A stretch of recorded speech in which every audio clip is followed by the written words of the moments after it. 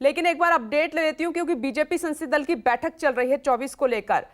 कुमार गौरव, क्या ये 24 की चर्चा हो रही है इस बैठक में, प्री प्लानिंग चल रही है?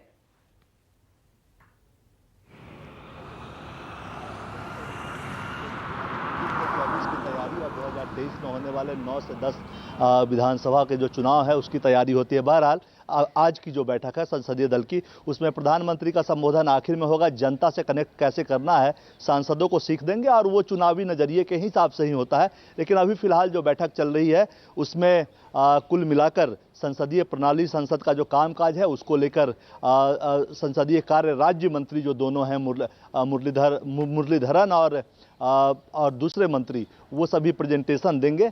साथ ही इसके बाद G20 को लेकर जो देश भर में कार्यक्रम चलाए जा रहे हैं उसको लेकर अभी एस जयशंकर अपना संबोधन देंगे। तो कुल मिलाकर अभी जो वर्तमान स्थिति है उस पर चर्चा चल रही है और उसके बाद प्रधानमंत्री का संबोधन होगा। लेकिन हाँ, चुनावों की बात करें तो लगातार बीजेपी चुनावी मोड में होती है। कल शाम में भी जो पार्लियामेंट में संसद भवन के अंदर जेपी नड्डा के साथ तमाम दिग्गजों ने बैठक में हिस्सा लिया था और उसमें एक अपडेट मैं आपको दे दूं कि अभी तक बीजेपी जो कमजोर 144 सीटों की बात करती थी उसमें 16 सीटों का आंकड़ा बढ़ गया है। उत्तर प्रदेश की 2 सीटें, हिमाचल प्रदेश की 2 सीटें और इसके अलावा बिहार की कुछ सीटों को उसमें जोड़कर अब जो टफ सीट है 160 सीट, जिसको किसी भी तरह जीतने का प्रयास, वहां अपने पक्ष में मतदाताओं को करने का प्रयास बीजेपी कर रही थी। अभी तक का टारगेट 144 का था लेकिन अब 160 हो गया है। जिन सीटों पे बीजेपी ज़्यादा फोकस कर रही है, बाकी 303 सीटें वो जीत कर आई थी, उस पर तो काम हो ही रहा है। इसके अलावा 160 सीटों को और जोड़ दिया गया है और टारगेट 400 का है। तो कुल मिलाकर तमाम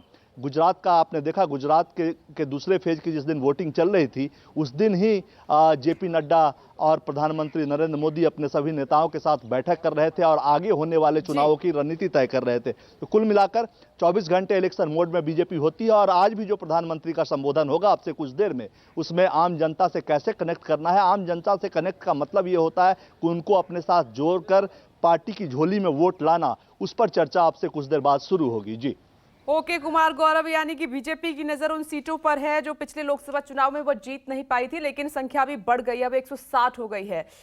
नमस्कार, मैं हूं मानक गुप्ता। अगर आपको हमारा ये वीडियो पसंद आया हो तो इसे लाइक और शेयर जरूर करें और हां, हमें सब्सक्राइब और फॉलो करना ना भूलें ताकि आप देश और दुनिया की कोई खबर मिस ना करें। तो जुड़े रहिए हमारे साथ और देखते रहिए न्यूज़ 24।